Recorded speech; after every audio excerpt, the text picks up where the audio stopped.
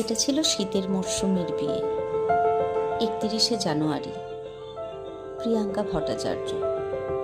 ওর বিয়েতে ও আসতে অনেক দেরি করে ফেলেছিল, 5টার পরে এসেছিল। আগের দিন আকাশটা ভালো ছিল না, বিয়ের দিন এত বৃষ্টি হয়েছিল যে ওর বিয়ের আসরটাই বদলাতে হয়েছিল, এত ভেসে গেছিল জলে। তবু যাই হোক, আমাদের কাজ আমাদের করতেই হবে, যতই দেরি করে আসুক। বিয়ের দিনটা স্বপ্নের মতো সুন্দর করে সাজানো হচ্ছে আমাদের মেকআপ আর্টিস্টদের কাজ। তাই ও ঠিক যেমনি চেয়েছিল সেই রকমই করার চেষ্টা